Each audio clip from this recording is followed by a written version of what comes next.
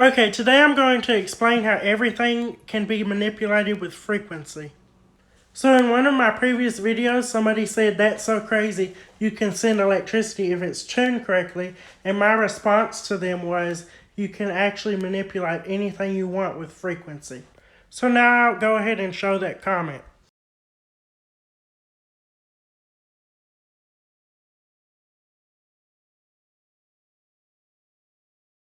So now I'm going to explain what I mean by this.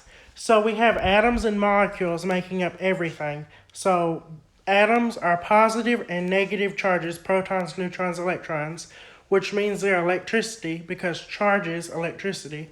So everything, therefore, is electricity. So electricity, unless it's direct current, it vibrates in some way. So that means it has a frequency. So everything must have a frequency. So, proof of this concept is, for example, an opera singer will sing and shatter a glass at its resonant frequency if they sing at the right frequency and the right amplitude. They can shatter the glass. Another example, if we have two tuning forks tuned identical to each other, or made identical to each other, like for example, we have two tuning forks of the frequency 432 hertz, and we hit one of them and one is right next to it, we can make the other one vibrate without even touching it.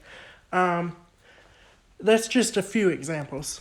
Another good example of frequency is, say you're wanting to listen to an AM radio station. Let's just say AM for now, amplitude modulation. Say you're wanting to tune in to 1,000 kilocycles or 1,000 kilohertz. Do you know what that kilohertz means? It means 1,000 hertz. So hertz is, for example, your house current is 60 hertz if you live in the US. Another good example of this is radio. So say you're wanting to listen to AM, amplitude modulation, which means it's modulating the amplitude of a wave. But anyway, so say you're wanting to listen to 1,000 kilocycles or 1,000 kilohertz. Kilohertz means 1,000 hertz. So anyway, that's a frequency. So 1,000 kilohertz would be roughly 1 million hertz because you do 1,000 times 1,000 because kilocycles, and there's already 1,000 in front of it. So that'd be 1 million hertz. So say you want to listen to that radio station, well, you're tuning into a frequency. So in order to tune into the frequency you want with radios and stuff, you use what's called an LC circuit or tank circuit. Now I'll show you the definition of an LC circuit, but it basically means an inductance capacitance circuit.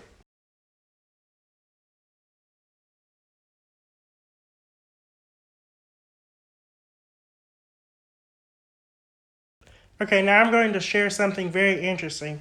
So our power grid, from the municipal generators all the way to our house, pretty much everything in the US to get electricity to our house and what we use is 60 hertz. So 60 hertz alternating current.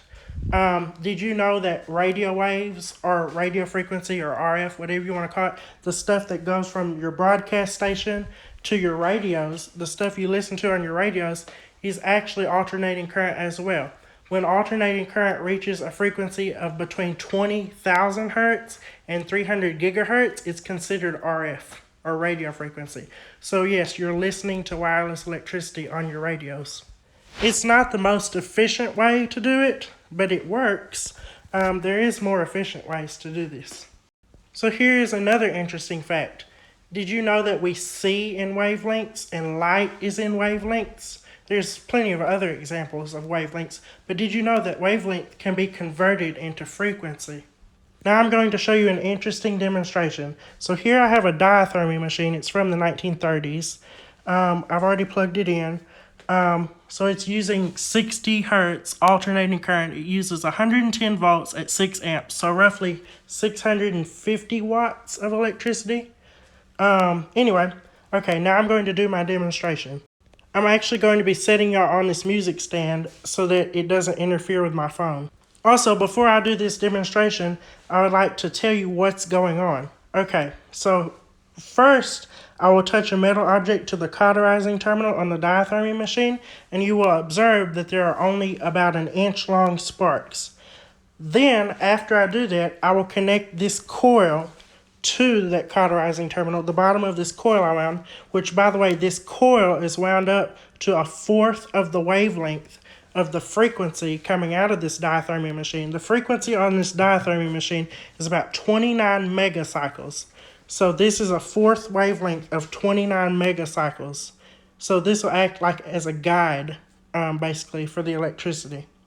So I have wound this coil to a fourth of the wavelength of 29 megacycles. This works best with this situation. Actually, with this situation, a half wavelength, a full wavelength, and a quarter wavelength work best in this scenario right here. But if you're doing something else with frequency, like say you're not dealing with this electricity like this, you might find other wavelengths that work better. Okay, now I will do the demonstration with the phone on this music stand right here, so that this hopefully won't interfere with the phone. Okay, here I have a knife. I'm going to turn this on and observe the inch-long sparks. Then I will connect the coil and then observe the sparks.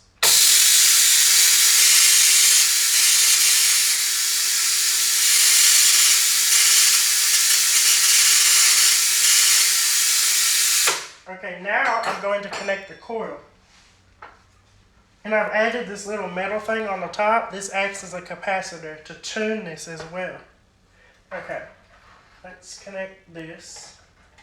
Okay, it's connected. I hope, here, let me bring y'all in to see the connection.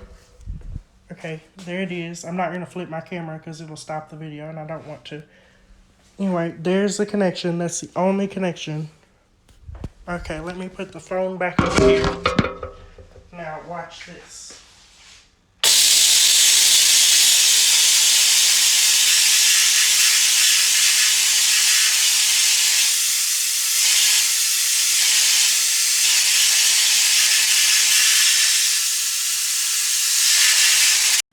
Now that was just one example of what you can do with one certain frequency. Now with the right combinations of frequencies, or the right frequency, or the right combination of frequency and harmonics, anything is possible. And that's what Tesla means, Nikola Tesla means by his quote, the key to the universe is energy, frequency, and vibration.